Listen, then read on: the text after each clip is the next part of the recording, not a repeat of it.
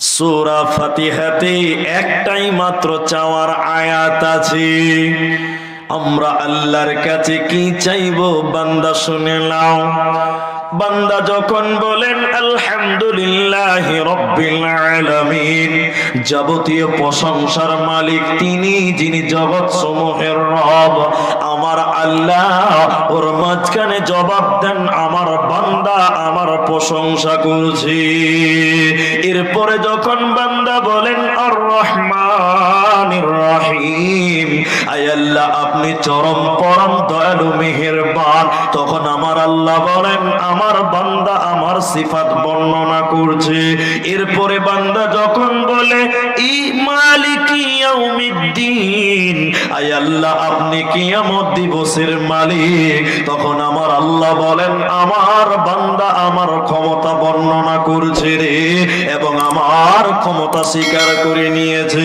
এরপরে বান্দা যখন বলে ইয়াকা না'বুদু, তোমারই ইবাদত করি, তোমারই কাছে সাহায্য চাই, আমার আল্লাহ তখন এই চাচার মতন বলছে বান্দা এত প্রশংসা কেন করছো বান্দা, বলো তুমি কেন আমার কাছে এসেছ? তোমারই ইবাদত করি, তোমারই কাছে সাহায্য চাই। তখন আমার আল্লাহ বলছেন কি চাইছে যে বান্দা বল, তোদের কি প্রয়োজন আছে তোরা বান্দা বল, তোরা কি চাইছিস বল, কেন আমার এত প্রশংসা করছিস তোরা বল। এবার আল্লাহ দেখছে বান্দা জানে, বান্দা বলতে পারে না, এজন্য আল্লাহ বলেছে বান্দা তোরা বল ইহদিনাস সিরাতাল মুস্তাকিম, আয় আল্লাহ তুমি সিরাতাল মুস্তাকিমটা দাও, হিদায়াতের রাস্তাটা দাও, জান্নাতের রাস্তা দাও, হিদায়াতের রাস্তা দাও। সিরাতাল্লাযীনা আন'আমতা আলাইহিম গায়রিল মাগদুবি আলাইহিম ওয়ালাদ-দাল্লিন। বলেন আমিন।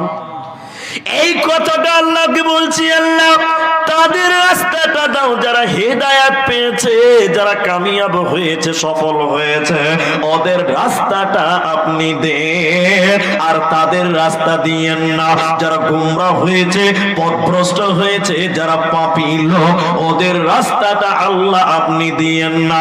সূরা ফাতিহাতে একটাই চাওয়ার আয়াত, সেটা হলো হিদায়াত। হিদায়াত, আয় আল্লাহ আপনি হিদায়াত দেন, আয় আল্লাহ আপনি আমাদের নুরানি রাস্তাটা আমাদের দিন। তার কারণ হলো যারা পৃথিবীতে হিদায়াতের উপরে থাকবে না, যারা পৃথিবীতে হিদায়াত গ্রহণ করবে না, সিরাতে মুস্তাকিমের উপরে চলবে না, আল্লাহ তাবারক ওয়া তাআলা তাদেরকে বলবেন কিয়ামতের দিন, তাদের কিয়ামতের ময়দানে দাঁড় করে বলবেন ও গোমরাহকারীর দল, ও গোমরাহের লোকেরা তোমরা দাঁড়িয়ে যাও। তা আমার আল্লাহ ফেরেশতাদেরকে বলবেন ও ফেরেশতার দল, জাহান্নামকে তোমরা টেনে টেনে কিয়ামতের ময়দানে জমা করো।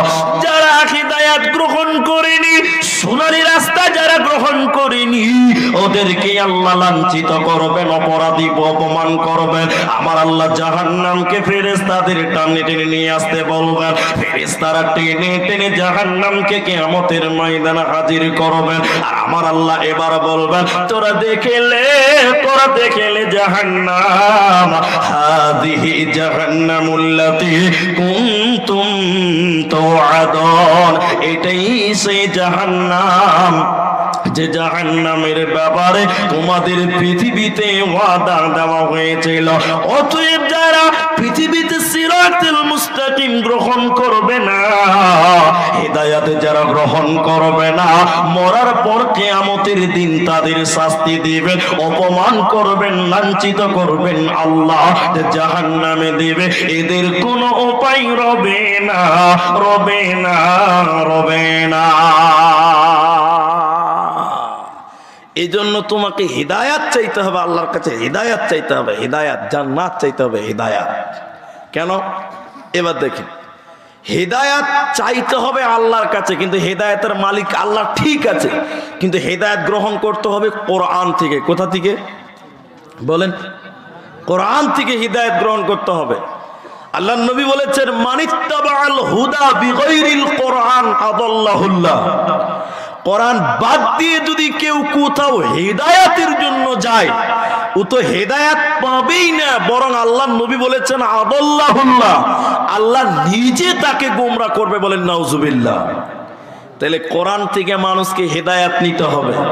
পৃথিবীর কোন দরগা কোন বাবার কাছে হেদায়েত পাওয়া যাবে না। হেদায়েত এক জায়গায় পাওয়া যায়, তার নাম সবাই বলেন কোরআন। এবার আপনাকে বলি, দেখেন দারুণ জিনিস। কই উনি উঠে গেলেন?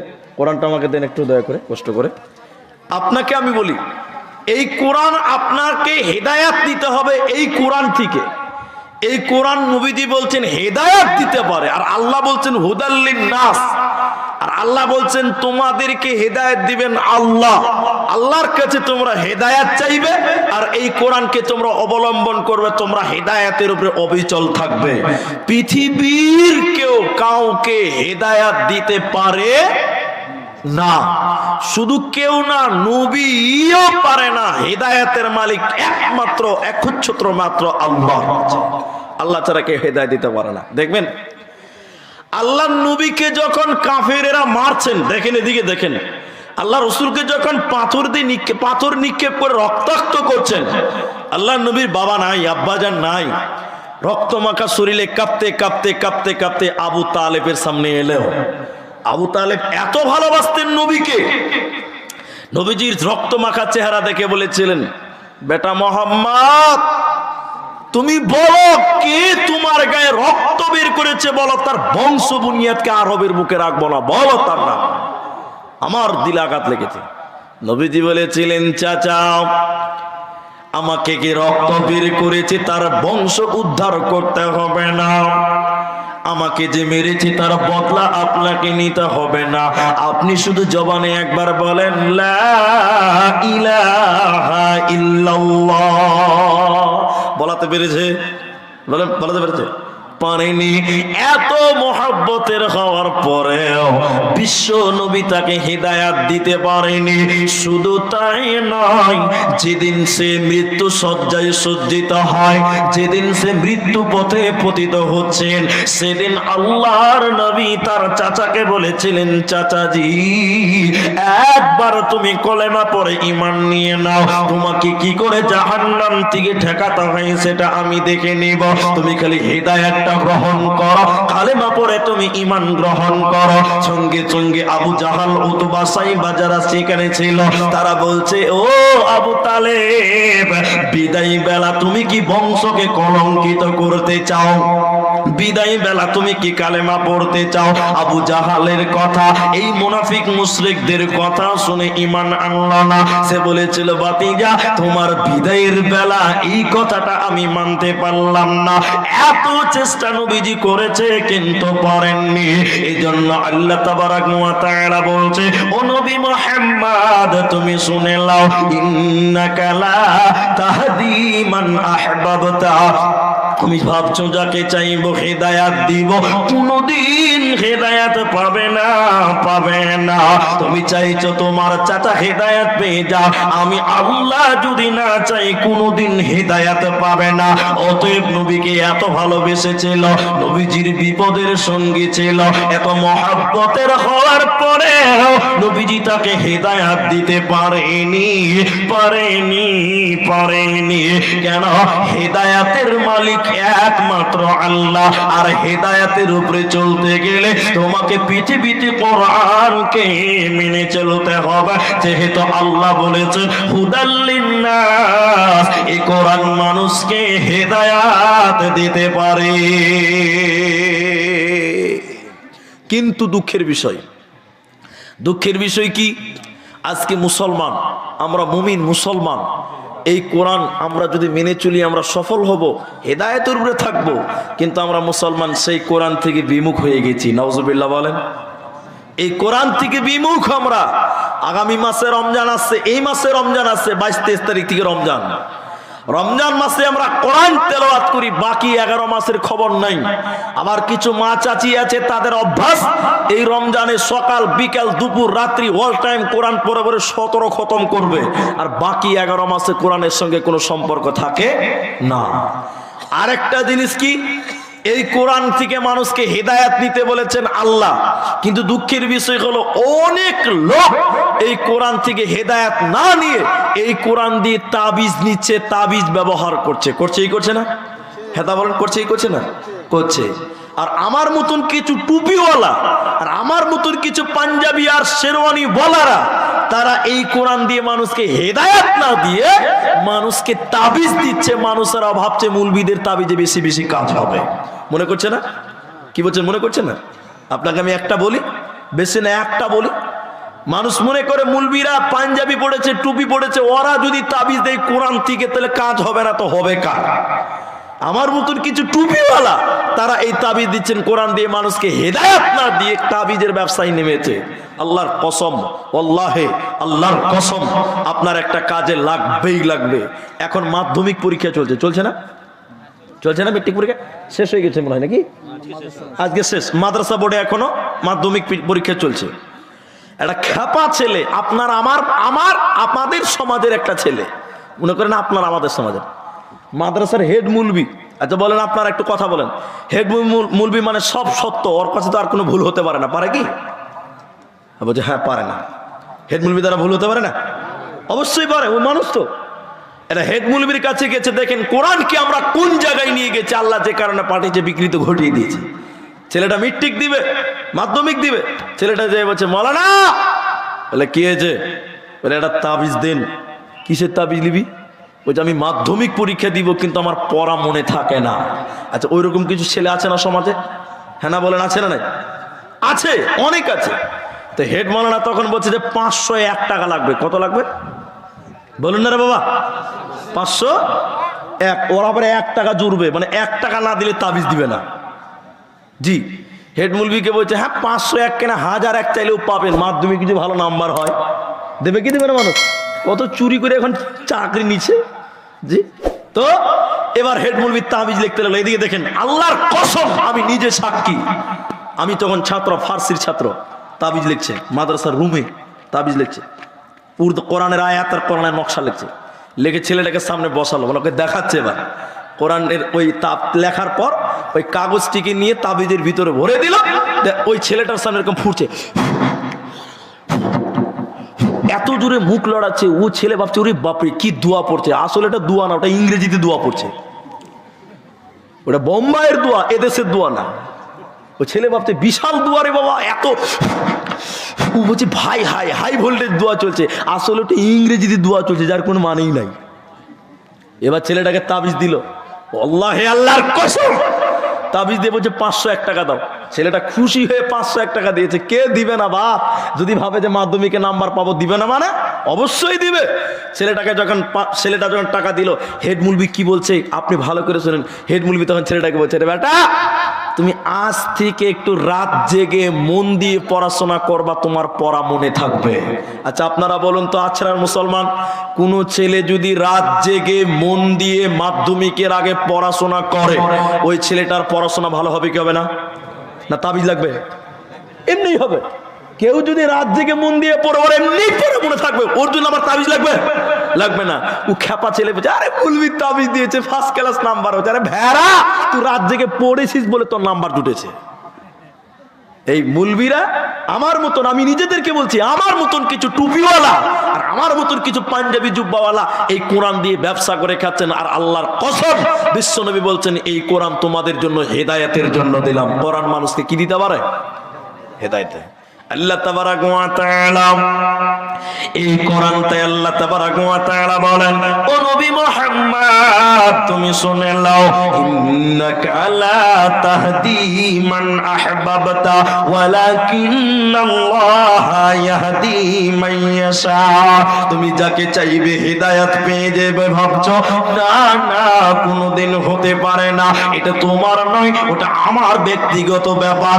আমার যাকে মন চাইবে আমি তাকে হেদায়েত দিব রে, তবে আমার কাছে তোদের হেদায়েত চাইতে হবে। হেদায়েতের মালিক হচ্ছেন আল্লাহ। আপনাকে দেখাই হেদায়েতের জন্য আল্লাহকে বলতে হবে, ওলামাদের দোয়া চাইতে হবে, ভালো লোকের দোয়া চাইতে হবে। হযরতে আবু হুরায়রা যখন ছোট ছিল, আবু হুরায়রা নবীজির কাছে ঈমান এনেছেন, তখনও তার মা ঈমান আনেনি। মায়েরা বোনেরা কান করে শুনেন, আবু হুরায়রা নতুন মুসলমান হয়েছে, তার মা কিন্তু মুসলমান হয়নি। একদিন আবু হুরায়রা নবীজির কাছে রাতের বেলায় তালিম নিতে দ্বীন ইসলামের কথা শুনতে রাত হয়ে গেছে অনেকটা। এবার আবু হুরায়রা গভীর রাত্রি যখন বাড়ি ঢুকছে, বাড়ির দরজায় যখন ঠক ঠক ঠক ঠক করে যখন আওয়াজ দিল, আবু হুরায়রার মা বাড়ির গেটের দরজা খুলে বলছেন, আবু হুরায়রা তুমি বলো এত রাতে কোথায় গেছিলে, কোন জায়গা থেকে এলে তুমি বলো। সাধারণত মায়েরা জিজ্ঞাসা করে এই কথাটা। আবু হুরায়রা তখন বলছে, আম্মু জান, আমি নবী মুহাম্মাদের কাছে গিয়েছিলাম, তার কাছে দ্বীন ইসলামের কথা শুনে এলাম। নবী মুহাম্মাদের কথা শোনার কারণে আবু হুরায়রার মা রেগে একাকার হয়ে গেলেন। এতটা রেগে গেলেন আবু হুরায়রার মা, বিশ্ব নবীর কথা শুনে আবু হুরায়রাকে বকাঝকা করতে লাগলেন, অনেক রকম কথা বলতে লাগলেন, বকতে লাগলেন। শুধু তাই নয়, আবু হুরায়রার মা রাগ কন্ট্রোল করতে পারছে না, এতটাই রেগে গেছে নবীর কথা শুনে। শেষের বেলায় স্বয়ং আল্লাহর নবীকেও আবু হুরায়রার মা বকাঝকা করেছিলেন, অনেক রকম ফালতু কথা বলেছিলেন নবীর ব্যাপারে, অনেক জঘন্য কথা বলেছিলেন আবু হুরায়রা নবীজির ব্যাপারে। এত জঘন্য কথা শোনার পর আবু হুরায়রা থাকতে না পেরে বাড়ি থেকে বেরিয়ে গেল। বাড়ি থেকে বেরিয়ে যে বিশ্ব নবীর কাছে যে আবু হুরায়রা কাঁদো অবস্থায় উপস্থিত। নবীজি বলছেন, আবু হুরায়রা তুমি এখনই আমার কাছ দিয়ে গেলে, আবার গভীর রাত্রিতে এলে কেন বলো। আবু হুরায়রা তখন বলছেন, ইয়া রাসূলুল্লাহ, ও দয়ার নবী গো, এমনি আসিনি, আমার মা আপনাকে অনেক অকট্ট ভাষায় গালাগালি করেছে। নবী আমাকে বকেছে, আমি কোনো দুঃখ পাইনি, আমার কোনো ব্যাপার নাই, কোনো ব্যথা নাই, কোনো বেদনা নাই, কোনো দুঃখ নাই, কিন্তু নবী গো আমার আম্মা আপনার ব্যাপারে জঘন্য কথা বলেছেন। নবী আমার থাকতে না পেরে আমি আপনার কাছে চলে গেলাম। বিশ্ব নবী বলছেন, আবু হুরায়রা তুমি কি তোমার মায়ের ব্যাপারে বিচার দিতে এসেছো বলো, তুমি কি তোমার মায়ের ব্যাপারে অভিযোগ জানাতে এসেছো বলো। আবু হুরায়রা বলছেন, না আমি আমার মায়ের ব্যাপারে কোনো বিচার দিতে আসিনি, আমি আমার মায়ের ব্যাপারে কোনো অভিযোগ নিয়ে আসিনি, তবে এসেছি কেন শুনলেন, ও দয়ার নবী গো, আপনি একটু আমার মায়ের জন্য দোয়া করে দেন, আপনি আমার আম্মা জানের জন্য একটু দোয়া করে দেন, আমার আম্মাকে যেন আল্লাহ হেদায়াত দিয়ে দেয়। তার কারণ হলো যে হেদায়াত পেয়ে গেল সব কিছু পেয়ে গেল, আর যে হেদায়াত পেল না, সোজা রাস্তা পেল না, এহ জগতে নাকাম হবে, মরার পর জাহান্নামে যাবে, কোনো উপায় রবে না। এজন্য নবী গো আপনি আমার মায়ের জন্য একটু দোয়া করে দেন। নবীজি তখন দোয়া করতে লাগলেন, আল্লাহুম্মা হাদি উম্মা আবু হুরায়রা, আল্লাহুম্মা হাদি উম্মা আবু হুরায়রা, আল্লাহ তুমি আবু হুরায়রার মাকে হেদায়াতটা দাও, আল্লাহ তুমি আবু হুরায়রার মাকে জান্নাতের রাস্তাটা দাও, আবু হুরায়রার মাকে সোনালী জীবনটা আল্লাহ তুমি দাও। নবী যখন দোয়া করলেন, আবু হুরায়রা নবীজির সামনে এত জোরে দৌড়তে লাগলেন, পেছনে একজন সাহাবী তার জামা ধরে ধরলেন, আবু হুরায়রা থামো, এত তারা কিসের। আবু হুরায়রা তখন কি বলেছিলেন, আমি থামতে পারছি না, আমার নবী আমার মায়ের জন্য দোয়া করেছে, আমি দেখতে চাইছি আমার নবীজির দোয়া আগে বাড়ি পৌঁছায় না আমি আবু হুরায়রা আগে বাড়ি পৌঁছায়। আবু হুরায়রা দৌড়তে বাড়ির দরজায় যে যখন দ্বিতীয়বার খটখট করে আওয়াজ দিলেন, ভাইরা মায়েরা আমার, আবু হুরায়রার মা দরজা খুলে দিচ্ছেন, বাড়ি থেকে বাড়ির গেটের দরজা খুলছেন বুড়ি মা। হাদিসের ভাষাতে পাওয়া যায় তার মায়ের চুলগুলো সাদা হয়ে গেছে। যখন আবু হুরায়রার মা গেট খুলছে তখন আবু হুরায়রার মায়ের সাদা চুল বেয়ে বেয়ে যেন চুঁচু করে যেন পানি পড়ছে, মানে বোঝা যাচ্ছে তার মা এক্ষুনি গোসল করলো, রাতের বেলায় গোসল করলো। আবু হুরায়রার মা দরজা খুললো গোসল করার পর। এবার আবু হুরায়রাকে বলছে, বেটা রে, তোমাকে আমি বকাঝকা করেছি, আমি দুঃখিত, আমি লজ্জিত, আমি লজ্জিত। বেটা তুমি তো কোনো খারাপ মানুষের কাছে যাওনি, তুমি গিয়েছিলে নবী মুহাম্মদুর রাসূলুল্লাহ সকলে বলেন সাল্লাল্লাহু আলাইহি ওয়াসাল্লামের কাছে।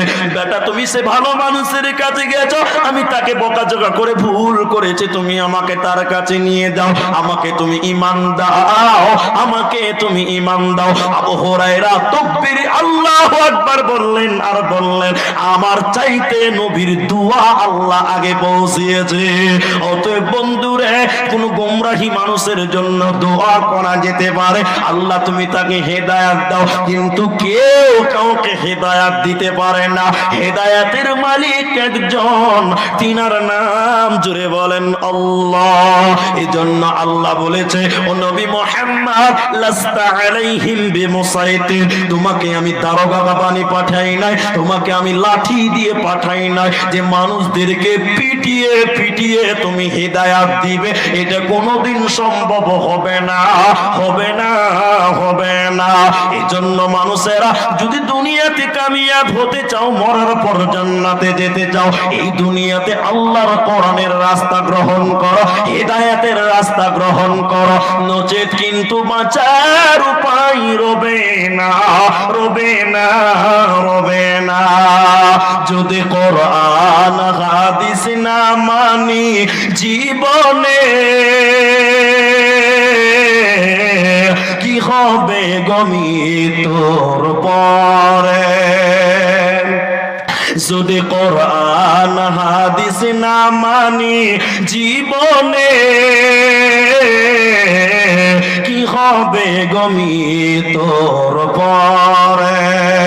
চার মাযহাবকে ফরজ নিয়েছি, এক মাযহাবে আমল করেছি, কোরআন হাদিসের দিকে দেখিনি তো ফিরে, কি হবে গমি তোর পরে। যদি কোরআন হাদিস না মানি জীবনে, কি হবে গমি তোর পরে, কি হবে গমদের তরে, কি হবে গো এদের কবরে, কি হবে গো মৃত্যুর পরে। অতএব বন্ধুরে আমার, হেদায়েত কোরআন থেকে গ্রহণ করতে হবে। এবার একটা উদাহরণ দিচ্ছি, ভালো করে শুনুন উদাহরণটা। উদাহরণটা কি আপনারা বুঝার চেষ্টা করেন, উদাহরণটা ভালো করে শুনেন তাহলে বুঝতে পারবেন। আমি এটা কোনো হাদিস কোরআন কিচ্ছু নয়, উদাহরণ আগেই বলছি।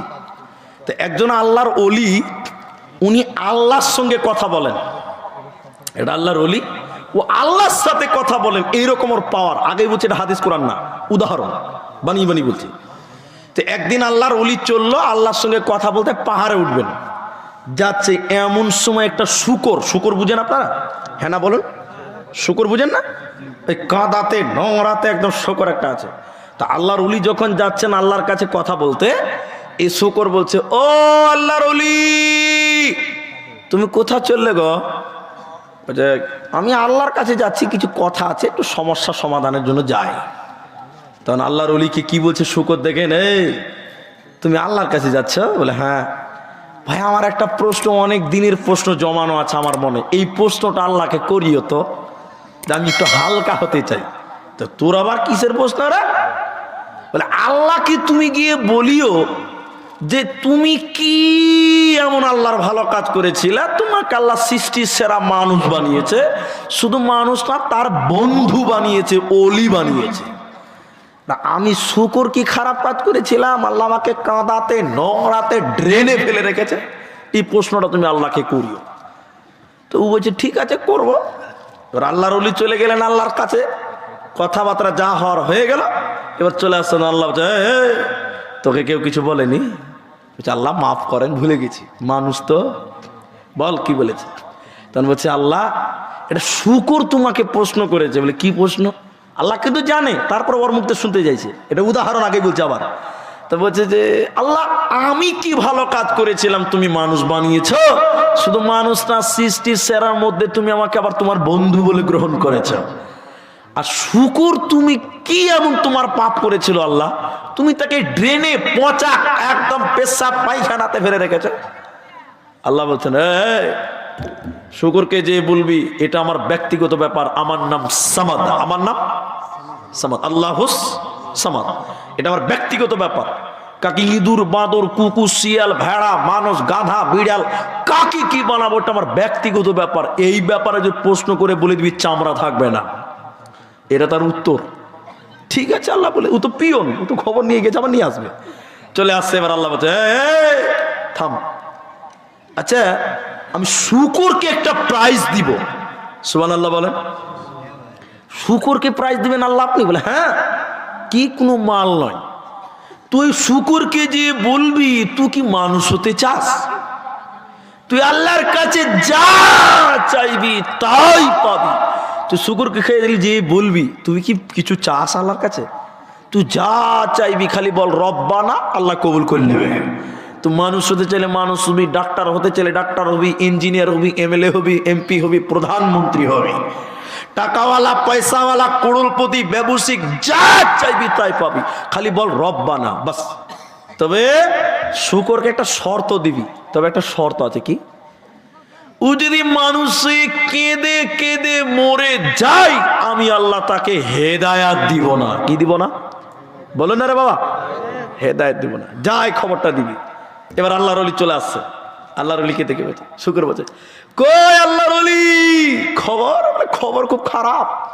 আল্লাহর নাম সামাদ, খবরদার আল্লাহ কাকে ইঁদুর বাঁদর বানাবে প্রশ্ন করবে না, চামড়া থাকবে না। শুকরের মুখটা ছোট হয়ে গেছে, এত বড় উত্তর দরকার নেই। তখন আবার পা হাত গুটিয়ে ড্রেনে দিয়েছে। তখন বলছে এই থাম থাম, আল্লাহ তোকে একটা খুশির সংবাদ দিয়েছে, প্রাইজ দিয়েছে। ওরে সুবহানাল্লাহ। বলছে আল্লাহর দেওয়া প্রাইজ ছাড়া যাবে না। ও পা তুলে এরকম করছে, বল তাড়াতাড়ি বল, আমি আল্লাহর দিকে তাকিয়ে আছি। বলছে এই তুই কি মানুষ হতে চাস? তুই কি চাইছিস? তুই আল্লাহর কাছে যা চাইবি তাই পাবি, খালি বল রব্বানা। টাকাওয়ালা বেনে যাবি, ইঞ্জিনিয়ার বেনে যাবি, ডাক্তার হয়ে যাবি, ব্যারিস্টার হয়ে যাবি, এমএলএ হয়ে যাবি, নাতিপোতা সব পাবি। কিন্তু একটা শর্ত আছে। কি? মাথা ঠুকে মরে গেলে হেদায়াত, জোরে বলেন, পাবি না।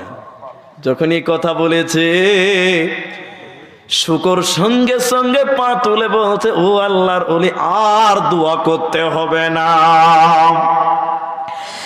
আর আল্লাহর কাছে যেতে হবে না। শুকর বলছে ওরে আল্লাহর ওলি রে, তুমি শোনো, বেঈমান মানুষ হওয়ার চাইতে আমি শুকর আল্লাহর কাছে অনেক অনেক গুণের ভালো। কি হলো, শর্ট হলো নাকি? এটা বন্ধ করে দিলে কেন? হেঁটে গেছে। শুকর তখন বলছে ওরে আল্লাহর ওলি, বেঈমান মানুষ হওয়ার চাইতে আমি শুকর আল্লাহর কাছে অনেক অনেক গুণের ভালো। আমি বাড়ি পাবো, গাড়ি পাবো, নারী পাবো, টাকা পাবো, সম্মান পাবো। যদি মসজিদের দরজা না পেয়ে যাই, ও বেঈমান গুমরা মানুষের চাইতে আমি শুকর অনেক অনেক গুণের ভালো। অতএব বন্ধুরে, যে সব কিছু পেল না, হেদায়াত পেল তো কিছুই পেল না, তাহলে চাইতে হবে হেদায়াত, সিরাতাল মুস্তাকিম। এজন্য আল্লাহ তাবারক ওয়া তাআলা বলছে, বান্দা সব চাইতে ভালো লোক কে? সবচেয়ে ভালো কথা কার? ওমান আহসানু কাওলাম মিম্মান দাআ ইলাল্লাহ ওয়া আমিলা সালিহান ওয়া ক্বালা ইন্নানি মিনাল মুসলিমিন। আল্লাহ বলছেন সবচেয়ে ভালো কথা কার?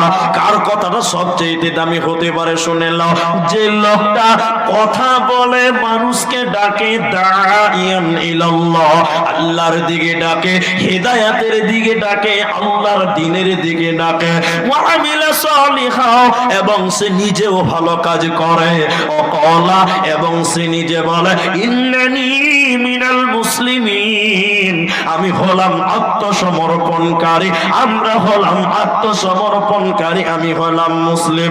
তাহলে পৃথিবীতে কোন দলের দিকে নয়, কোন মতের দিকে নয়, একদিকে ডাকতে হবে মানুষদেরকে, হিদায়াতের দিকে ডাকতে হবে, সিরাতে মুস্তাকিমের দিকে ডাকতে হবে, যদি তোমরা জান্নাতে যেতে চাও। জান্নাত চাইতে হবে আল্লাহর কাছে। একটা ঘটনা বলি, তারিখ, ঘটনা, হিস্টোরি। ঘটনাটা কি?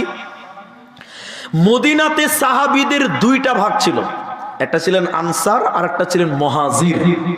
এই আনসার সাহাবীরা, যেরকম আপনাদের মুর্শিদাবাদের অধিকাংশ লোক চাষাবাদ করে খায়, এটা ভালো তো, হালাল পন্থা।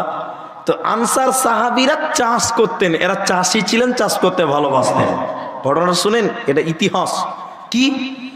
যখন মক্কা মদিনা আমান হলো, নিরাপত্তা হলো, আর কোনো টেনশন নাই, তখন আনসার গোত্রের কয়েকজন সাহাবী এরা আপোষে বলা বলি করছে, চলো যাই, চলো যাই, আমরা নবীর কাছে যে কিছু চাইবো, আমাদের নবীর কাছে চাইবো। কি চাইতে হবে সেটা শিখাইলেন হাদিস থেকে। কি চাইবো? কিছু চাইবো। তখন বাকি লোক বলছে কি চাইবি রে? বলছে মদিনার উত্তর দক্ষিণে যে পাহাড়গুলি আছে, ওই পাহাড়ের মধ্যখানে সরকারের টাকা দিয়ে একটা গর্ত বানিয়ে দিবে। কেন?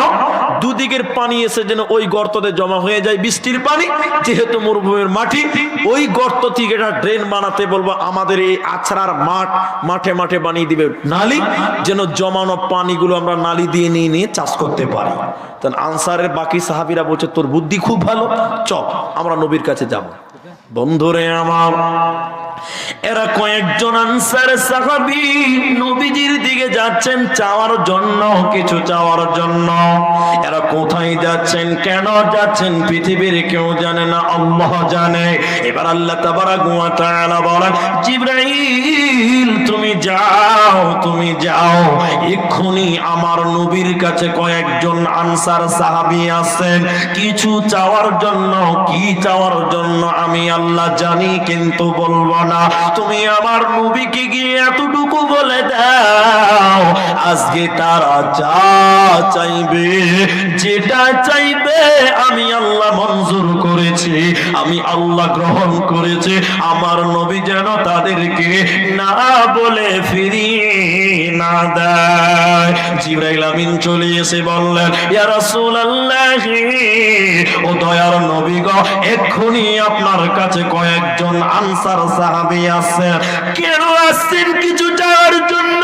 কি চাওয়ার জন্য আল্লাহ জানেন, কিন্তু বলেননি।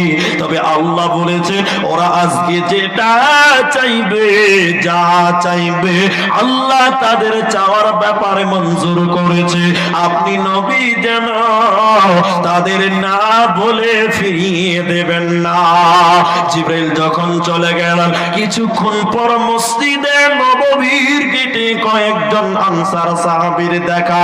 নবীজি তাদের দেখেই বললেন, ও আল্লাহর বান্দারা, ও আনসার সাহাবীরা, নিশ্চয়ই তোমরা কিছু চাওয়ার জন্য এসেছো, কারণ এই মাত্র জিবরাইল আমার কাছ থেকে চলে গেলেন। তবে শুনে নাও তোমাদের সুসংবাদ, তোমরা আজকে যা চাইবে, যেটা চাইবে, আমার আল্লাহ সেটা মঞ্জুর করেছে। আমি নবী তোমাদের না বলে ফিরাতে পারবো না। এখন আপনাদেরকে বলছি, এখানে জিবরাইল আসবে না, কোনোদিন আসবে না, ও দরকার নাই, আসার প্রয়োজন নাই, নবী যেহেতু নাই আসবে না।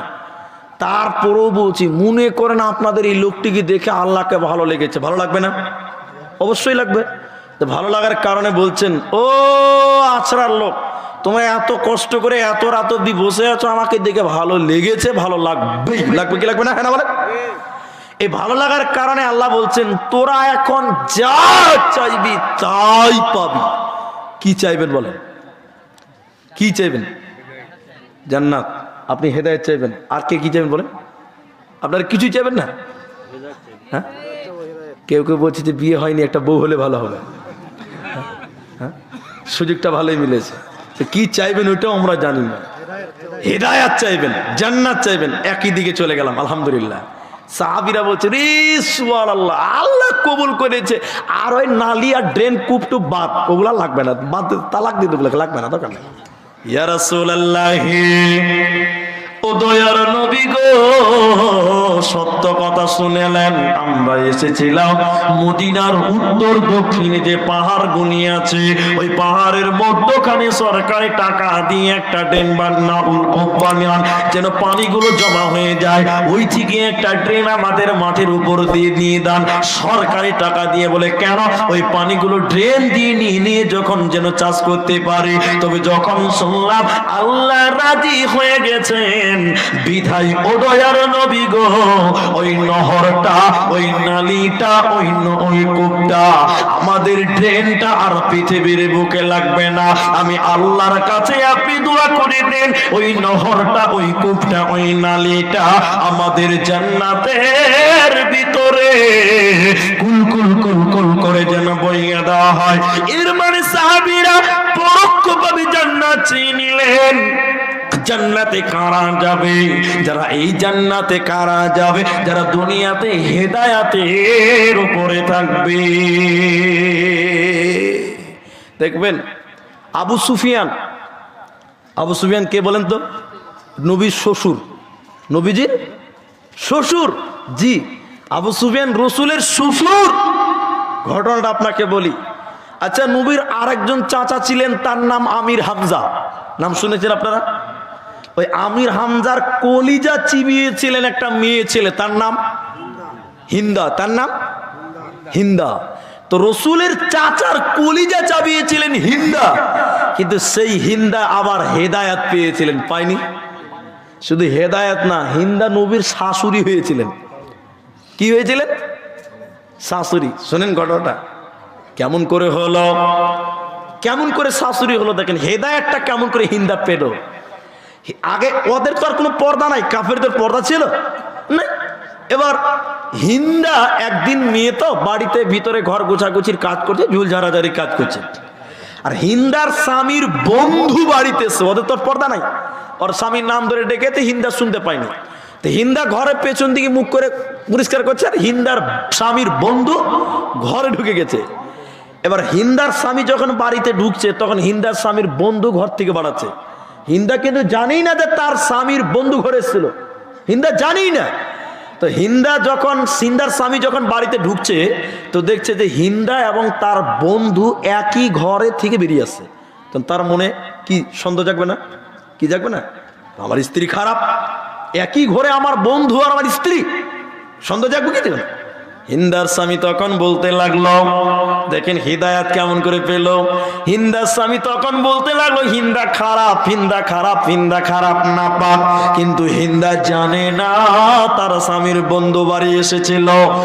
আমি সত্য করে বলছি, অনেক ঘটনা ঘটেছিল, কিন্তু সেগুলো বলছি না।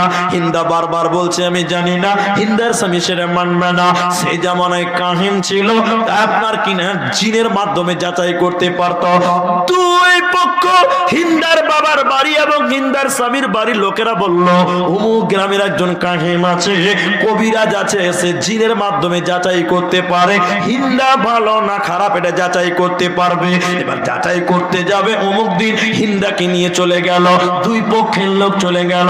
কবিরাজ কবিরাজি করে বলছে, ও হিন্দার স্বামী তুমি শুনে নাও, তোমার বন্ধু বাড়িতে এসেছিল বটে, কিন্তু তোমার স্ত্রী হিন্দা জানে না যে ও ঘরে এসেছে, ও দেখেইনি তোমার স্ত্রী ভালো, তোমার স্ত্রী খুবই ভালো ভালো। এই কথা যখন বলছে হিন্দার স্বামী খুশি হয়ে গেল। এরপরে বলছে ও হিন্দার স্বামী রে, তোমাকে আমি আর একটা খুশির সংবাদ দিয়েছি, তুমি শুনে নাও।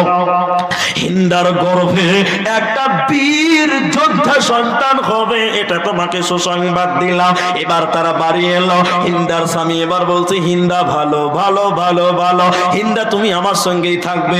হিন্দা তখন বলেছিল তোমার মতন পুরুষের সংসার করলে আমি পুরুষের বীর পুরুষের মা হতে পারবো না।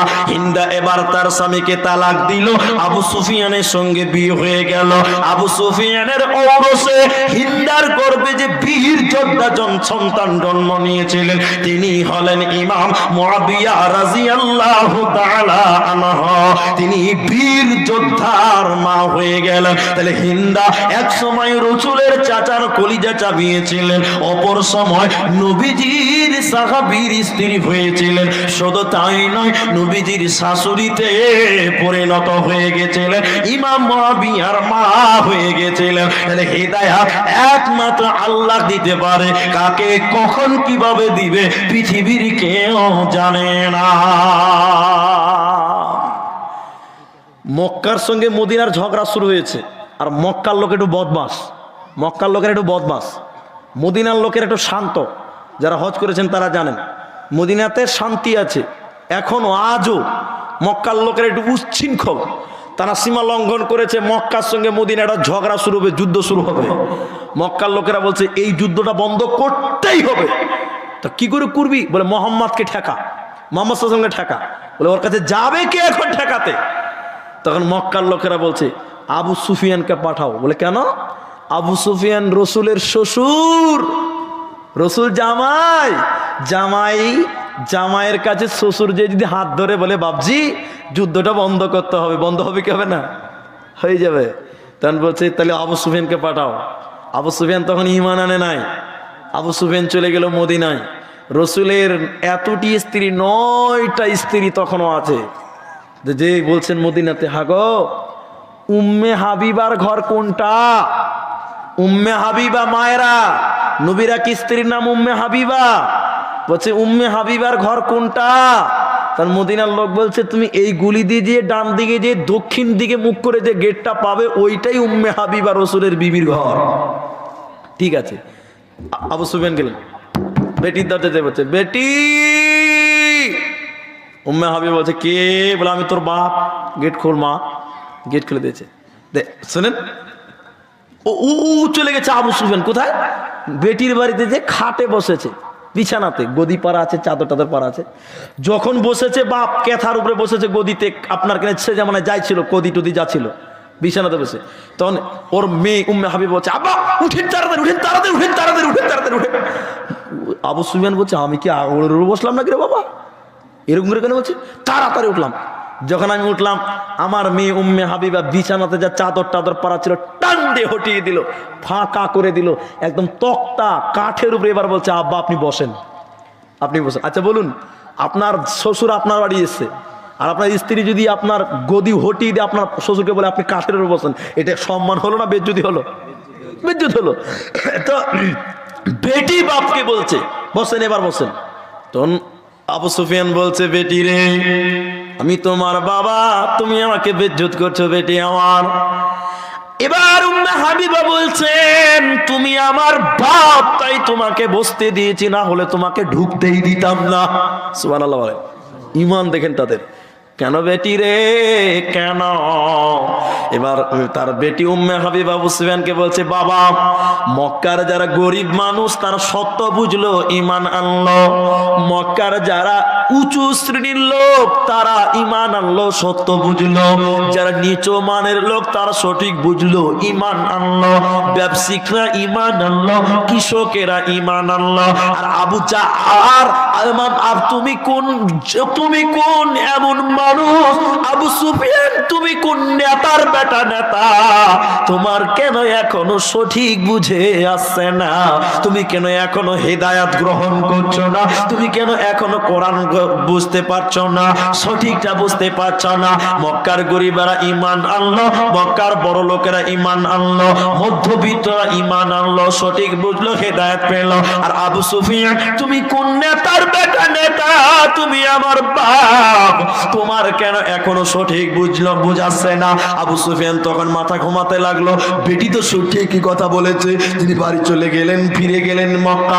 মক্কাতে বুঝতে বুঝতে বুঝতে বুঝতে চিন্তা করতে করতে করতে করতে এক সময় আপনার কিনা আবু সুফিয়ান ঈমান আনলো, আবু সুফিয়ান হেদায়েত পেয়ে গেল। আবু সুফিয়ান হেদায়েত পাওয়ার পর ঈমান আনার 2 বছর পরে বিশ্বনবী মারা গেছিলেন, পৃথিবীতে আর ছিলেন না। তাইলে হিন্দা রাসূলের চাচার কলিজা চাবালো, অপর সময় হিন্দা রাসূলের শাশুড়ি পরিণত হলো, হিন্দা ইমাম মুআবিয়ার মা হয়ে গেল। তাহলে পৃথিবীর কেউ হেদায়েত দিতে পারে না, একজনের কাছে হেদায়েত চাইতে হবে, তিনার নাম আল্লাহ। মুর্শিদাবাদের সুতি থানাতে একটা লোক আছে, নামটা বলে দিচ্ছি, তার নাম হলো জিয়ারুল। জিয়ারুল তার নাম হঠাৎ বলছি কেন, আমি কসম করে বলছি আপনাদের, এটা বড় মানে শক্ত করার জন্য দলিলটা। লোকটাকে দেখেছি সারা রাত মদ খেয়েছে, সারা রাত মদ খেত আর জুয়া খেলতো। যখন হেরে যেত সকাল ফজরের টাইমে দেখতাম আওয়াজ পেতাম মসজিদের সামনে। আমি মসজিদ ইমামতি করতাম তখন মুর্শিদাবাদে, বহুত আগের কথা বলছি। টাকার বান্ডিলকে চালাতো আর লাথি মারতো আর মদ খেয়ে চিল্লাতো, পাড়ার লোকের ঘুম হারাম করে দিত। ওর নাম জিয়ারুল। আল্লাহু আকবার, অবাক হয়ে যাবে। সেই জিয়ারুলকে দেখলেন একজন আলেম ফেল হয়ে যাবে। এত বড় বড় দাড়ি, কি সুন্দর পোশাক, আলেমদের সঙ্গে চলাফেরা। তাহলে এই এক সময় মাতাল ছিল, জুয়ারু ছিল, নেশাখুর ছিল। আল্লাহ তাকে হেদায়েত দিয়েছে, দিতে পারে কি পারে না? হিন্দাকে যে কলিজাটা বের করে নিয়ে এনে দিয়েছিল যে লোকটা, যে গোলামটা, তার নাম ওয়াহাশী। তার নাম ওয়াহাশী, শুনেছেন তার নাম? ফাতা মক্কার দিন নবীজি সবাইকে মাফ করেছিলেন, বেশ কিছু নারী আর বেশ কিছু পুরুষকে আল্লাহ রাসূল মাফ করেননি। নবী বলেছিলেন তাদেরকে তোমরা যেখানে পাবে সেখানেই হত্যা করবে, তাদেরকে আমি হারাম করে দিলাম, মাফ করলাম না আমি। এর মধ্যে ওয়াহাশী একজন খালি লুকিয়ে থাকছে, সাহাবীরা পেলে তাকে বটি বটি করে কাটবে। কালো চাদর গায়ে দিয়ে ঘুরে বেড়ায়, লুকিয়ে বেড়াচ্ছে, খালি মৌকা মিলছে, খুঁজছে যে কখন নবীকে একা পাবো। লুকিয়ে থাকতে থাকতে একদিন নবীকে পেয়ে গেছে ফাঁকতালে, মুখ টুক ঢেকে এসে রসুলের সামনে এসে এরকম করে আপনার এরকম করে হাত ধরেছে, নবী আমাকে ঈমান দেন। মুখ খুলেছে, নবী বললেন তুমি না ওয়াহাশী? জি হুজুর আমি ওয়াহাশী। নবী বললেন তুমি না আমার চাচাকে হত্যা করেছিলা, আমার আমির হামজা আপন চাচা? জি হুজুর, জাহালাতের কারণে, বন্যতার কারণে, বর্বরতার কারণে, অজ্ঞতার কারণে করেছিলাম নবী আমার, ভুল বুঝতে পেরেছি, আপনি আমাকে ঈমান দেন। ভাইরা আমার, নবী তখন বলেছিলেন ওয়াহাশী তুমি একটু বলো, তুমি আমার চাচা আমির হামজাকে কেমন করে শহীদ করেছিলা, তুমি একটু বলো। ভাইরা আমার, মায়েরা আমার, দেখেন ওয়াহাশী গোলাম হেদায়েত পেয়ে যাবে, একটু দেখেন। এবার আপনার কিনা ওয়াহাশী গোলাম বলতে লাগলেন, ময়দানে, যুদ্ধের ময়দানে আমির হামজার বুকে বল্লম চালিয়ে দিলাম, আর ঘোড়া থেকে সে পড়ে গেল, রক্ত ক্ষত বিক্ষত হয়ে শরীর থেকে যেন ঝরঝর করে পড়ছে। এরপরে বল্লম দিয়ে তার বুকটাকে পেড়ে দিলাম, তখন যেন তার জবানে বলেছিল লা ইলাহা ইল্লাল্লাহ, তখনও কালেমার আওয়াজ তার মুখ দিয়ে যেন বের হচ্ছে। বল্লম দিয়ে বুকটাকে পেড়ে দিলাম, তাজা রক্ত ছিটকে যেন ময়দানে পড়লো, জমিনে পড়লো। নবী গো, কোতরাতে কোতরাতে তাজা রক্ত বেরোচ্ছে, দম যেন বেরিয়ে যায়। ওই সময় আমি আপনার চাচার কলিজাটা কেটে নিয়ে প্লেটে নিয়ে আমি হিন্দাকে দিয়েছিলাম, আর হিন্দা সে কাঁচা কলিজা চিবিয়ে চিবিয়ে তাকবীর চিল্লিয়েছিল, চিবিয়েছিল আর আনন্দ উল্লাস করেছিল। আমি জাহালাতের কারণে এই কাজ করেছিলাম। নবীজির চাচার শহীদের কথা শুনে জর্জর করে কাঁদছে, নবীজির জর্জর করে চোখের পানি পড়ছে। আর নবীজি তাকে বললেন, ওয়াসি গোলাম, আমি তোমাকে ঈমান দিলাম, তোমাকে আমি ঈমান দিলাম, কালেমা পড়িয়ে দিলাম, কিন্তু খবরদার সব সময় তুমি আমার সামনাসামনি আসবে না। কারণ শুনে নাও, যখনই তোমাকে দেখবো সঙ্গে সঙ্গে আমার চাচার কথা মনে পড়ে যাবে, আমার চাচার কথা আমার মনে চলে আসবে। ওয়াসি গোলাম, তোমাকেও আমি ক্ষমা করে দিলাম, তোমাকে আমার সাহাবীরা কেউ মারবে না। তাইলে ভাই আমার, হিদায়াত একমাত্র আল্লাহ কাকে কখন দিবে পৃথিবীর কেউ জানে না। এই ওয়াসি গোলাম নবীজির চাচার কলিজা চিন বের করলো, নবীজির চাচাকে শহীদ করলো। এরপরে দেখেন নবীজির কাছে ঈমান এনে সাহাবীতে পরিণত হলো। বলুন সুবহানাল্লাহ। এজন্য আল্লাহ তাবারাকা ওয়া তাআলা বলেন, ইউদিল্লু বিহি কাসীরা ওয়া ইয়াহদি বিহি কাসীরা ওয়া মা ইউদিল্লু বিহি ইল্লাল ফাসিকিন। আল্লাহ মিসাল দিয়েছেন, কেউ গোমরাহ হবে, কেউ ভালো, কেউ মন্দ, অনেক কথা বলেছে, তবে ফাসিক কওমকে আল্লাহ কোনদিন হেদায়েতের রাস্তা দিবে না, দেবে না, দিবে না। কাদেরকে আল্লাহ হেদায়েত দিবে না শুনে নাও। সূরা তাওবার ভিতরে আল্লাহ 8টা কথা বলার পর আল্লাহ 3টা বলেছেন, শুনে নাও। এই 3টাকে যারা ভালোবাসবে না, এই 3টা আমল যার মধ্যে পাওয়া যাবে না, আমি আল্লাহ ওই সকল ফাসিক কওমকে কোনদিন হিদায়াত দিব না। 1 নম্বর কথা আল্লাহ বলে, আহাব্বা ইলাইকুম মিনাল্লাহ, যারা আল্লাহকে ভালোবাসবে না, আল্লাহকে যারা ভালোবাসবে তারা হিদায়াত পেয়ে যাবে, আর তারা ফাসিকি থেকে বেরিয়ে যাবে। আল্লাহকে যারা ভালোবাসবে না, আর ওয়া জিহাদিন ফি রাসূলি, আর আহাব্বা ইলাইকুম মিনাল্লাহি ওয়া রাসূলিহি ওয়া জিহাদিন ফি সাবিলি। এক আল্লাহকে ভালোবাসতে হবে, 2 নবীকে ভালোবাসতে হবে, 3 নম্বরে আল্লাহর দ্বীনকে বাঁচানোর জন্য জিহাদকে তোমাকে পছন্দ গ্রহণ করতে হবে।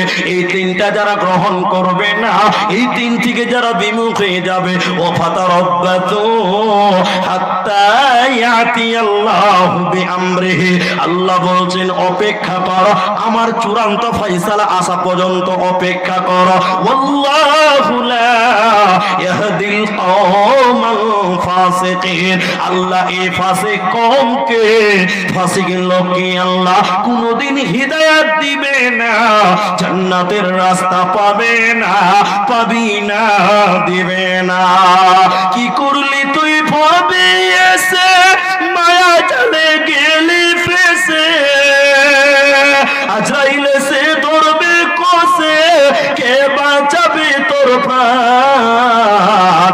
ওরে মুসলমান তোরা হারাস না ঈমান, ওরে মুসলমান তোরা হারাস না ঈমান। যদি করিস নামাজ রোজা, থাকবে না তোর পাপের বোঝা। যদি করিস নামাজ রোজা, থাকবে না তোর পাপের বোঝা। মরণকালে পাবি রে তুই জান্নাতি আদার। ওরে মুসলমান তোরা হারাস না ঈমান, ওরে মুসলমান তোরা হারাস না ঈমান। এবার আপনাকে বলি, এদিকে দেখেন, যেটি লোক আছেন মৌলিক কথাগুলো শুনুন। তাহলে আমরা এত কথা বলছি, এত জলসা করছি, এত মাদ্রাসা, এত মসজিদ, এত খুতবা, এত ঈদের মাঠে বয়ান, এত লম্বা লম্বা জলসা, এরপরেও মানুষ হেদায়াত পাচ্ছে না কেন? এবার আপনাকে কারণগুলো বলবো। এরপরেও মানুষ উন্নতি হচ্ছে না, হেদায়াত পাচ্ছে না কেন? আপনাকে 3টা ফর্মুলার কথা বলি। বর্তমান যে জালসার সিস্টেম চলছে, এই যে জালসা একদম অক্টোবর থেকে চলছে, সেপ্টেম্বর থেকে চলছে জলসা, সেপ্টেম্বর শুরু থেকে আজ অবধি চলছে, রোজা অবধি চলবে, ঈদের পরেও চলবে, কোরবানি অবধি চলবে। দিন দিন জলসা বাড়ছে, কিন্তু হিদায়াত কমছে কেন? আপনি একটা প্রশ্ন আপনাকে করছি, উত্তরটা যদি মিলাতে পারেন তো আপনি সাকসেস। উত্তর যদি মিলাতে পারেন আপনি সাকসেস, আপনি ধন্য। তার আগে হাদিসটা বলি। আল্লাহ নবী বলছেন 5টা আমল, 5টা কাজ, 5টা কাজ। আল্লাহ নবী বলছেন, এক, যখন 5টা কাজ আমার উম্মত গ্রহণ করবে, হালাল মনে করবে, আমি আল্লাহ তাদের লানত বর্ষণ করব, গজব নাজিল করব, তাদেরকে আমি আরো পথভ্রষ্ট করব। 5টা। এদিকে দেখেন, এক, যখন আমার উম্মত মদ পান করবে, মদ মদ মদ মদ। এখন মদ খায় মুসলমান? মদ খায়? হ্যাঁ না বলেন, মুসলমান মদ খায়? খালি বোতলে যা আছে ওইটার নাম মদ। এটা কে বলেছে গো? খালি বোতলেরটাই মদ, এটা আপনাকে কে বলেছে? জি না, শুধু বোতলেরটাই মদ নয়, আরো অনেক নাম আছে, সেগুলো নাম বিক্রি হয়ে গেছে, তার নামও মদ। প্রত্যেকটা নেশাই মদ। এবার বলেন, আমাদের সমাজের মুসলমানেরা বোতলটাও খায় না? তাহলে বলুন আল্লাহ এদের কি করবে বলেন তো? লানত করবেন, গজব নাজিল করবেন, এরা পথভ্রষ্ট হবেন, বিপদগ্রস্ত হবেন, এরা হেদায়েত পাবে না। আমি এখানে এই কবিরুলের চ্যানেলে বক্তব্যটা আছে আমার, কোনো একদিন বলেছি, আবার বলছি, রাত 2:30 3টার সময় দোকান খুলছে, শাটার খুলছে। আমাকে একজন বলছে, মানে এত রাতে দোকান খুলছে, কি ব্যাপার? আরে খ্যাপা, বুঝবি না, ওর দোকান এখন শুরু হলো, সকাল অবধি চলবে। কিসের দোকান বলেন তো? মদের দোকান। আরে খ্যাপা, তো শুরু হলো, এখন ফজর অবধি চলবে, সকাল অবধি চলবে। জি, রাস্তায় পাশে মাঠে দেখেন কত মদের বোতল পড়ে আছে, ওগুলো সব ঘোষ আর দাস আর গুপ্ত ওরা খায় নাকি? জি না, মুসলমানেরাও খায়। দেখেন দুই আল্লাহ রসুল বলেছেন, 2 নম্বর, যখন আমার উম্মত বাদ্যযন্ত্র গানকে হালাল করে নিবে, গ্রহণ করবে, তখন আল্লাহ গজব নাজির করবে, লানত করবেন, তারা গুমরাহ হবে, তারা হেদায়েত পাবে না। এখনকার মুসলমান গান কম শুনে না বেশি শুনে? কথা বলেন। সিনেমার হল কমেছে না বেড়েছে? কমেছে না বেড়েছে? বলে না কমেছে না? কেউ বলছে কমেছে, কেউ বলছে বেড়েছে। একজন আমাকে বলছে, এদিকে দেখেন, একজন আমাকে বলছে, মাওলানা সিনেমার হল বন্ধ। হ্যালো, আলহামদুলিল্লাহ বলেন। আমি বলছি ইন্নানিল্লাহ। তখন বলছে সিনেমার হল বন্ধ হলো, তাও ইন্নানিল্লাহ? বলে এমনি বন্ধ হয়েছে ভাই, পকেটে সিনেমার হল, খরিদ্দার নাই, খরিদ্দার এমনি বন্ধ হয়ে গেছে। কে যাবে? পকেটে মোবাইলে সিনেমা চলছে, আর কে হলে যাবে না। শুধু হালাল মনে করেছে তা নয়, নাউযুবিল্লাহ, আস্তাগফিরুল্লাহ, মুসলমানের বাচ্চারা পাঠান সিনেমা মুক্তি পেয়েছে, তার জন্য কলকাতাতে কেক কেটে আনন্দ করেছে, বলেন নাউযুবিল্লাহ। পাঠান সিনেমার নাম শুনেছেন আপনারা? কথা বলেন, শুনেছেন? এই পাঠান সিনেমা মুক্তি পেয়েছিল যেহেতু এই সিনেমা নিয়ে কেস পর্যন্ত হয়েছিল, কোর্ট পর্যন্ত গেছিল, মুক্তি পেয়েছিল। মুসলমান যুবকেরা রাস্তায় কেক কেটেছে, বলছে শাহরুখ খান আমাদের শাহরুখ খানের সিনেমা মুক্তি পেয়েছে, তাই আমরা কেক কাটছি, বলেন নাউযুবিল্লাহ। ওর মাথায় গোবর আছে। মুসলমান, তুমি সিনেমাকে উদ্বোধন করার জন্য কেক কাটো, লজ্জা করে না? লজ্জা করে না? পাঠানের যে ব্যানার, ওই কি বলে ওটাকে, থাম্বেল যেটা লাগা আছে, পিকচার, ওই মেয়েটার ছবি দেওয়া আছে, নাম আমি জানি না, ওই মেয়েটা তো ল্যাংটা হয়ে আছে, ওই ল্যাংটা মেয়ের পক্ষে তুমি কেক কেটে আনন্দ করো, উল্লাস করো, তোমার হায়া শরম নাই? তুমি আর উপরে আল্লাহ গজব নাজিল করবে না তো করবে কারো? কি বলো? 3, হাদিসটা শুনেন। 3 নম্বর, বিশ্বনবী সাল্লাল্লাহু আলাইহি সাল্লাম বলছেন, শোনো, যখন আমার উম্মত বিয়ে করবে না, কি করবে না? বলেন, বিয়ে করবে না। ছেলেরা ছেলেদের সঙ্গে, মেয়েরা মেয়েদের সঙ্গে যখন মিলন করবে, সহজ করে বলছে সেক্স করবে, শারীরিক সম্পর্ক করবে, ছেলেরা ছেলেদের সঙ্গে, মেয়েরা মেয়েদের সঙ্গে, মেয়েরা বিয়ে করবে না, ছেলেরাও বিয়ে করবে না, মেয়েরা বিয়ে বসবে না, তখন তাদের উপরে গজব নাজিল হবে, গোমরা হবে, তারা পথভ্রষ্ট হবে। এবার আপনারা বলুন, এটা কি সম্ভব? ছেলেরা ছেলেদের সঙ্গে শেষ করা সম্ভব কিনা বলেন তো? বলুন। বর্তমান যুগে সম্ভব? কত দেখবেন, অনেক আছে, ওগুলো বলছি না, বিয়ে করতে চাইবে না। এখন কিছু লোক অর্ধেক বুড়া হয়ে গেছে, এখনো বিয়ে করে না, এরকম লোক আছে না বাপজি? বিয়ে কেন করেন না গো? বলে HS 5 বিএড করেছি, চাকরি না হলে বিয়ে করবো না, এরকম আছে না? ও যদি 40 বছরে বিয়ে করে, ও বাঁচবে তো 60 বছর। অত বুড়া বয়সে বিয়েতে সুখ নাই, অল্প বয়সেই সুখ আছে না? আছে। একটা লোক দেখেন, আমার দিকে দেখেন, এক সাধু বাবা দেখবেন, অনেক পণ্ডিত আছে যারা বিয়ে করে না, আছে না বাবজি? অনেক লোক আছে দেখবেন আশ্রমে ঘুরে বেড়ায়, তারা বিয়ে করে না, এরকম লোক আছে না? আছে। দেখেন এদিকে, দেখেন এদিকে, এদিকে আপনি পিছনে করে দেন, এটা ঠিক করতে পারলে করেন, একটু সাইডে করে দেন, বাস বাস বাস, তাহলে দেখেন এদিকে দেখেন। তো সাধু বাবার সঙ্গে এক মুলবি সাহেব একসঙ্গে রাস্তায় চলছে, তো রাস্তায় একসঙ্গে চলতে গেলে তো কথাবার্তা হবে না? তো বলছে যে আপনাকে মুলবি লাগছে, তো আপনি কি মুলবি সাহেব? বলে হ্যাঁ আমি মুলবি সাহেব। কি করেন? বলে জালসা করি। কি করি? জালসা করি। আচ্ছা আচ্ছা আচ্ছা, ছেলে মেয়ে আছে? বলে হ্যাঁ। কয়টা? বলে দুটা। আচ্ছা, অনেক কথা, এবার আমাকে জিজ্ঞাসা করতে হবে, বাবজি আপনি কি করেন? বিয়ে শাদী করেছেন? ছি ছি ছি ছি ছি, ওই কাজ কেউ করে? কি বলছে? ছি ছি ছি ছি, ওই কাজ কেউ করে? বিয়ে করা মানে অন্যের মেয়ের টেনশন মাথায় করে ঘুরে বেড়া। যেরকম আপনি বিয়ে করেছেন জলসা করে বেড়াচ্ছেন, আর আমি বিয়ে করিনি, বিন্দাস ঘুরে বেড়াচ্ছি, সারাদিন ঘুরছি, রাতের বেলায় আশ্রমে ঘুরে রাত কাটাচ্ছি। আমার মতন মজা আর দুনিয়াতে কে করতে পারছে? বিয়ে করা মানে পরের বেটির বুঝা মাথায় নিয়ে বেড়া। এরকম কিছু লোক আছে না, জীবনে বিয়ে করবো না, বিন্দাস আসি, এরকম বলে কিনা? আরে ভাড়া, ওই ওই ওই ওই পণ্ডিত বলছে যে ছি ছি ছি, বিয়ে শাদী কেউ করে? বিয়ে করা মানে অন্যের বেটির বুঝা মাথায় নিয়ে বেড়া। আমি বিয়ে করিনি, বিন্দাস আছি, মজা মারছি। তুমি বিয়ে করেছো, জাল সাথে টাকা করে বেড়াচ্ছে। তখন আমি কি বললাম? তখন আমি বললাম আপনি বলছেন বিয়ে না করাটা মজা? বলে হ্যাঁ বিলকুল। তখন কি বলছি, এই মজাটা যদি আপনার বাবা করতো তাহলে কেমন হতো? মৌলভী সাহেব কে বলছেন আপনি? মৌলভী সাহেব কি বলছেন? বলে না না, কি ফের বলবো, আপনি বলছেন বিয়ে করা না করাটা মজা, এই মজাটা যদি তোমার বাপ করতো তাহলে কেমন হতো? তখন ঠিক বুঝে লেগেছে যে কোন জায়গাতে হাত দিয়েছে মুলবি কোন জায়গায় হাত দিয়েছে। তো কিছু কিছু আমাদের সমাজে এইরকম বুদ্ধিজীবী পণ্ডিত আছে যে বিয়ে করতে চায় না, আছে না? আছে। আমাদের নবী 11টা বিয়ে করেছেন, বড় বড় বিদ্বানেরা একাধিক বিয়ে করেছেন, বড় বড় ওলিরা একাধিক বিয়ে করেছেন, আর এরা বিয়ে করতে চাইবে না। নবী বলছেন